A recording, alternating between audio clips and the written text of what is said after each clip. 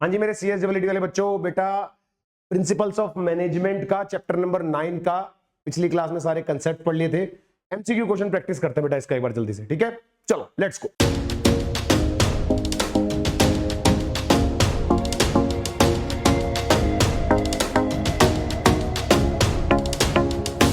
तो चलो बेटा एक बार इंपॉर्टेंट एमसीक्यूज देखते हैं। जितने भी टॉपिक्स हमने कवर करे थे लास्ट क्लास में इस चैप्टर के, छोटा सा चैप्टर है वैसे तो, कोई ज्यादा है नहीं, है ना? आपके आईसीएसआई मॉड्यूल में भी बहुत लिमिटेड कंटेंट है चैप्टर के अंदर, मतलब उन्होंने ही अगर कम दिया हुआ है वहां से तो हम क्या ही एक्सपेक्ट करेंगे, राइट? तो छोटा सा प्यारा सा चैप्टर है, जितनी भी इसके अंदर चीजें हैं सारी एमसीक्यू क्वेश्चन इंपॉर्टेंट एमसीक्यू की फॉर्म में सारा कवर कर लेते हैं। ये वाला पेपर आपका बेटा पेपर नंबर 4 है, जो बिजनेस लॉ के साथ पार्ट बी वाला पार्ट है, मैनेजमेंट, है ना? तो 40 नंबर्स का आना है। इस चैप्टर की बात करते हैं, चैप्टर नंबर 9 के एक बार एमसीक्यूज देख लेते हैं बढ़िया तरीके से। तो चलो सबसे पहले, how many principles of the management were propounded by Henry Fayol. Henry Fayol ने, चैप्टर की स्टार्टिंग के पार्ट से क्वेश्चन है, सीक्वेंस से चलेंगे सारे। तो हेनरी फेयोल ने कितने दिए थे बेटे? 14 प्रिंसिपल्स दिए थे। कितने दिए थे बच्चों? 14 प्रिंसिपल्स दिए थे, ठीक है ना? चलो आगे देखते हैं। Which principle of the Fayol states that employee should receive order from one senior only? यानी कि कोई कंफ्यूजन ना हो। देखो, यूनिटी ऑफ डायरेक्शन यानी बहुत सारी डायरेक्शन, या यूनिटी ऑफ कमांड, यूनिटी मतलब सिंगल, कि सिंगल कमांड होनी चाहिए या अलग अलग जगह से कमांड है, तो मैच कर रहा है। फ्रॉम वन सीनियर ओनली अगर हमें कमांड आ रही है तो हम बात कर रहे हैं यूनिटी ऑफ कमांड की, ठीक है? चलो, according to Fayol the principle of esprit de corps, उसके अंदर वर्ड लिखा हुआ है ना मॉड्यूल में एग्जैक्ट। एस्पेरेट डे कॉर्प्स का मतलब क्या है? सीधा सीधा उसके प्रिंसिपल्स में बेटा एक बात बोली गई थी कि टीम वर्क के बारे में बात होती है ना। ये जो एस्पेरेट डे कॉर्प्स है, इसका लैटिन टर्म है, इंग्लिश वर्ड तो है नहीं, जिसका सिंपल मीनिंग आपको याद ही करना और कोई तरीका नहीं है, जिसका मतलब है team work and the effective communication.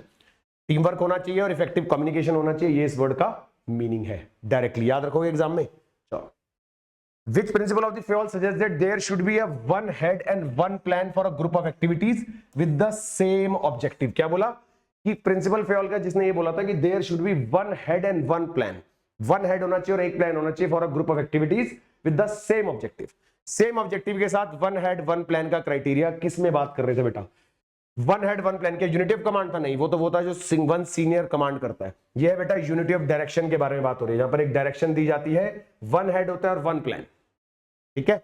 चलो, now Fayol principle of remuneration state that it should be, remuneration से रिलेटेड उसने क्या बात बोली थी? रेम्युनरेशन से रिलेटेड क्या बोला था कि मिनिमम पॉसिबल होना चाहिए, या fair and afford the maximum satisfaction to both the firms and employ, कि ऐसा होना चाहिए जो दोनों के लिए सही हो, कि ऑर्गेनाइजेशन भी उसको अफोर्ड कर सके और एम्प्लॉय के लिए भी सफिशिएंट हो। क्या ये वाली बात बोली थी? या फिर equal for employees regardless of the role, कि कोई भी रोल हो सबको इक्वल है? तो वैसे भी बात जस्टिफाइड नहीं लग रही। ऐसा थोड़ी होगा कि कोई भी रोल होगा तो सबको सेम सैलरी दे देंगे, राइट? फिर based only on the seniority के हिसाब से होगा। क्या ऐसा होगा?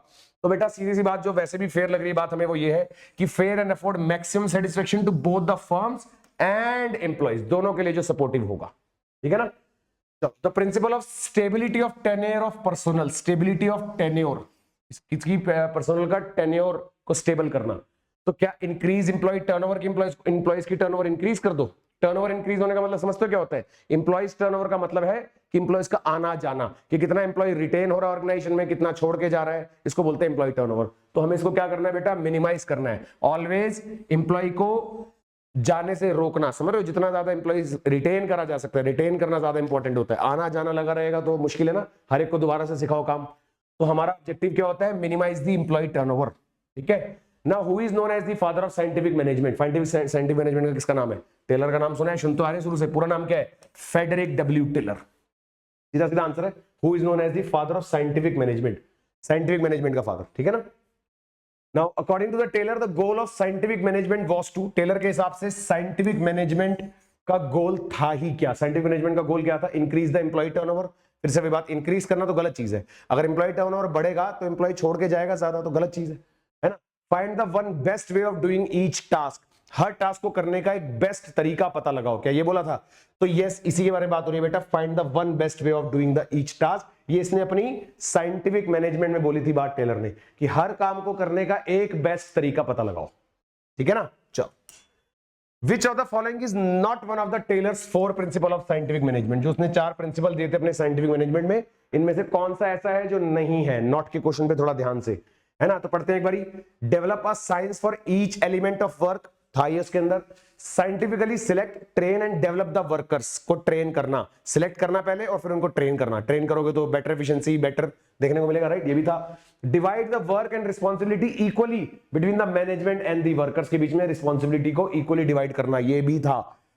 Focus only on top management decisions, नहीं, अभी तुमने बात करी इक्वली डिस्ट्रीब्यूट करना, तो यानी कि ये नहीं था। Focus only on the top management decisions वाला पार्ट हमारे टेलर के जो साइंटिफिक मैनेजमेंट के प्रिंसिपल्स थे 4 उसमें नहीं था, ठीक है ना।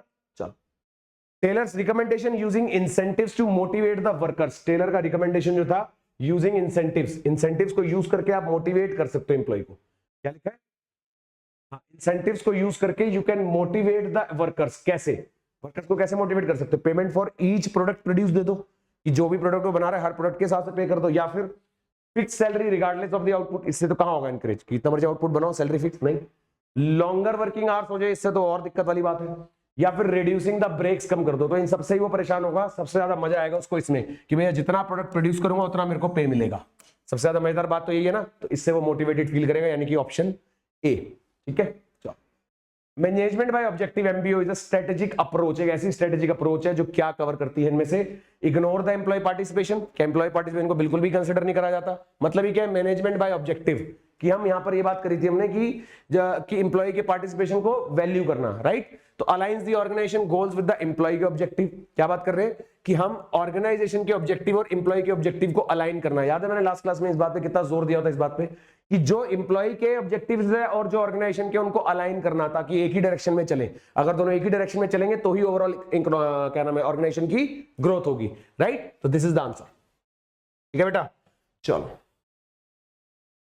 12th, which of the following is a step in the MBO process, हमने डिफरेंट स्टेप्स पढ़े हैं, तो उसमें से आपको आइडेंटिफाई करना है कि इनमें से कौन सा है, ठीक है, इनमें से कौन सा है जो मैनेजमेंट बाय ऑब्जेक्टिव का स्टेप है, पता लगाएंगे। इग्नोरिंग एम्प्लॉय फीडबैक, फिर से वही बात आगे नहीं है। Continuous monitoring of the performance and progress, continuous monitor करना।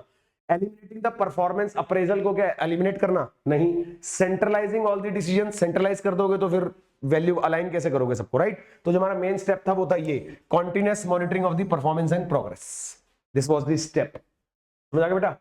इन MBO performance evaluation is achieved by, MBO के अंदर मैनेजमेंट बाय ऑब्जेक्टिव में परफॉर्मेंस इवैल्यूएशन कैसे होती है, परफॉर्मेंस इवैल्यूएशन को हम कैसे अचीव करते हैं, क्या सिर्फ टॉप मैनेजमेंट करेगी, या फिर participant of the concern managers, या फिर एक्सटर्नल ऑडिटर करेंगे सिर्फ, या फिर रैंडमली सिलेक्ट करेंगे, रैंडमली वाली तो कोई बात ही नहीं, तो सीधा सीधा इसके अंदर मतलब क्या है, participation of the concerned managers, concern manager जो भी इसको इवैल्यूएट कर रहे हैं, जो भी इसके ऊपर नजर रख रहे हैं, वो चेक करेंगे, ठीक है ना। चलो, the contingency approach to management suggest that, contingency approach थी उसके अंदर हमारे पास एक कंटिंजेंसी अप्रोच जो कि क्या बताती है, there is one best way to manage, नहीं ये तो दूसरे उसमें तभी पढ़ा था।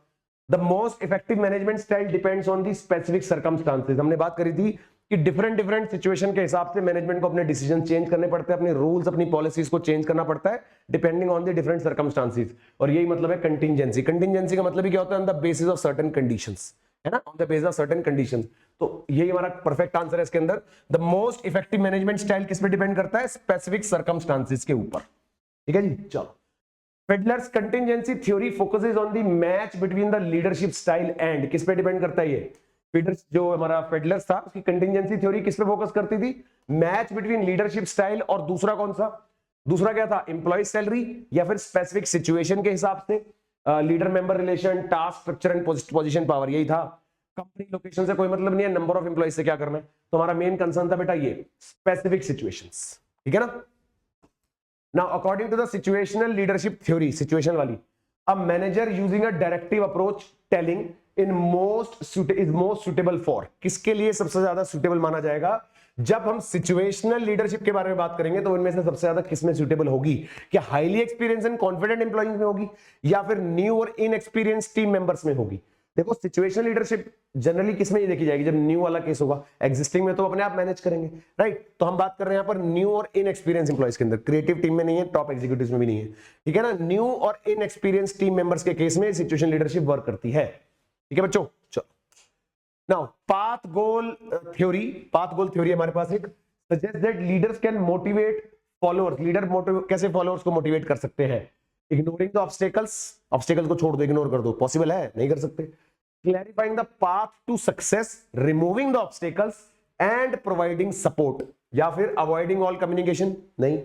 इंक्रीजिंग सेंट्रलाइजेशन, सेंट्रलाइजेशन बहुत ज्यादा इंक्रीज हो जाए तो भी दिक्कत वाली बात होती है, राइट। तो हमारे पास क्या है, क्लैरिफाई करो पाथ को, ऑब्स्टेकल्स को हटाओ और प्रोवाइड करो सपोर्ट को, ठीक है जी, जो कि नाम से पता लग रहा है पाथ गोल थ्योरी की, पाथ को क्लियर करो, सारे ऑब्स्टेकल्स हटाओ, ठीक है ना। चलो, which of the following is the characteristics of the contingency approach, अभी हमने पढ़ा था कंटिंजेंसी अप्रोच का इनमें से कौन सा हमारा कैरेक्टरिस्टिक है। रिजिड है, वन साइड फिक्स्ड, मतलब क्या एक ही चीज सबके ऊपर फिट हो जाएगी, इस बारे में बात हो रही है, या फिर flexibility and adaptation to the changing situations, अभी बात करी थी ना, फ्लेक्सिबिलिटी होनी चाहिए बेटा और अडॉप्टेशन होनी चाहिए चेंजिंग सिचुएशन के हिसाब से, है ना। कंटिंजेंसी में क्या था, अकॉर्डिंग टू सिचुएशन आपको अपने डिसीजंस, अपनी पॉलिसी चेंज करनी पड़ेंगी, ठीक। चलो, in the decision making theory under the contingency approach managers में चूज ऑटोक्रेटिक, कंसल्टेटिव और पार्टिसिपेटिव स्टाइल डिपेंडिंग ऑन, ये किस पे डिपेंड करेगी ये बात, ऑटोक्रेटिक रखें, कंसल्टेटिव रखें अपने आपको, पार्टिसिपेटिव रखें, किस पे डिपेंड करेगा, ये डिपेंड करेगा प्रॉब्लम्स, कॉम्प्लेक्सिटी एंड अर्जेंसी के ऊपर, जिस तरह की प्रॉब्लम है, कॉम्प्लेक्सिटी और अर्जेंसी है, उस पे डिपेंड करेगा, सिंपल,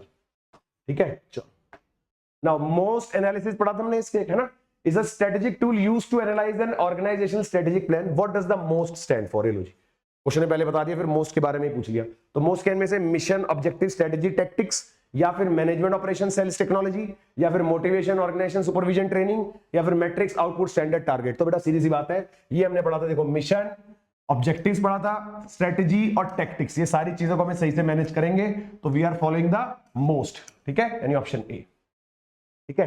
चलो, now in MOST analysis tactics का मतलब क्या है, इसके अंदर हम टैक्टिक्स किसको समझते हैं, लॉन्ग टर्म स्ट्रेटेजिक डिसीजन को टैक्टिक्स बोलते हैं, या फिर द ओवरराइडिंग पर्पस जो ऑर्गेनाइजेशन का उसको टैक्टिक्स बोलते हैं, ये short term operational plans and projects that implement the strategy, या फिर specific outcomes to be achieve. तो बेटा टैक्टिक्स जो हमने मोस्ट के अंदर पढ़ा है, उस टैक्टिक्स का मतलब ही क्या है कि टैक्टिकल तरीके से सिचुएशंस को हैंडल करना, और जो आपके लॉन्ग टर्म प्लान्स है उनके लिए शॉर्ट टर्म प्लानिंग करना, लॉन्ग टर्म प्लान्स को अचीव करने के लिए। तो देखो ना, शॉर्ट टर्म और operational plans, project that implement the strategy, जो कि लॉन्ग टर्म के लिए होगी, ठीक है। तो this is the meaning of strategy, याद रहेगा। चलो, according to the MOST analysis, फिर से ऑब्जेक्टिव्स का मतलब क्या, ऑब्जेक्टिव शुड बी, ये तो पढ़ा है बेटा हमने उसके अंदर, स्मार्ट, स्मार्ट बोले तो स्पेसिफिक होना चाहिए, यानी कि डिफाइन करो कि किसके लिए आपके ऑब्जेक्टिव है, डिफाइन करो प्रॉपर, फिर मेजरेबल होना चाहिए, ऐसा नहीं कि आप उसको काउंट ही नहीं कर सकते, फिर अचीवेबल होना चाहिए, ठीक है ना, जिसको आप अचीव कर सकोगे, ऐसी चीज नहीं है कि आप अचीव ही ना कर पाओ, ऐसा कोई टारगेट लेने का फायदा ही नहीं है। फिर आप रियलिस्टिक सिचुएशन बनाओगे, अनरियलिस्टिक नहीं होनी चाहिए, टाइमली होना चाहिए, विद इन टाइम, समझ गए, एक ऐसा ऑब्जेक्टिव होना चाहिए जिसको आप विद इन टाइम कवर कर सको। तो ये सारी चीजें हमने किसमें पढ़ी थी बेटा, मोस्ट एनालिसिस के अंदर हमारे ऑब्जेक्टिव्स क्या होने चाहिए, स्मार्ट होने चाहिए, ठीक है। Which principle of Fayol is concerned with the place for everything and everything in its place, हर एक की एक जगह और हर एक को एक जगह पे रखना, ठीक है ना। तो किसके अंदर कवर था बेटा, ऑर्डर, इक्विटी, इनिशिएटिव या स्केलर चेन, ये हमने कवर किया था बेटा ऑर्डर में, ऑर्डर में कवर किया था कि place for everything and everything in its place, ठीक है जी। चलो, according to the Taylor the true interest of the employees and employer are, Taylor के अकॉर्डिंग जो ट्रू इंटरेस्ट होता है एम्प्लॉइज और एम्प्लॉयर का, वो क्या होता है बच्चों, ऑलवेज एंटागनिस्ट, या फिर one and the same mutually beneficial होना चाहिए, या फिर कंप्लीटली अनरिलेटेड होना चाहिए, या वन एम्प्लॉय इंटरेस्ट मैटर। सीधा पता लग रहा है आपको कि भैया दोनों one and the same mutually beneficial होना चाहिए, दोनों को फायदा होना चाहिए, कंपनी को भी ऑर्गेनाइजेशन को भी, है ना, तभी तो बात बनेगी।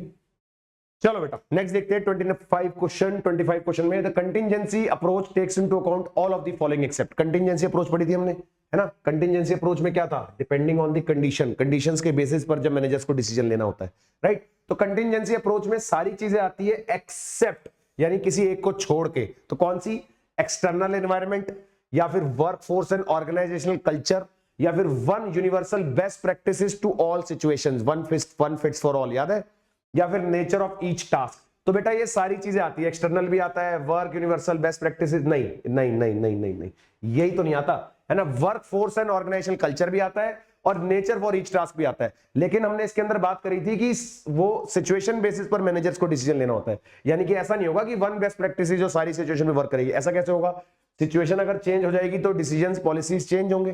तो this is the point only जो कि कवर नहीं होता इसके अंदर, यानी हमारे लिए इसका ऑप्शन क्या होगा बेटा, ऑप्शन नंबर सी होगा, ठीक है। क्लियर हो गया बढ़िया तरीके से। तो बेटा जितने इंपॉर्टेंट क्वेश्चंस थे सारे हमने इस चैप्टर के बढ़िया तरीके से कवर कर दिए। आई होप सबकी तैयारी चल रही होगी बढ़िया ताबड़तोड़, है ना। तो चलो बेटा मिलते हैं नेक्स्ट वीडियो में, तब तक के लिए keep learning, keep growing, keep shining and keep studying. All the best, bye bye.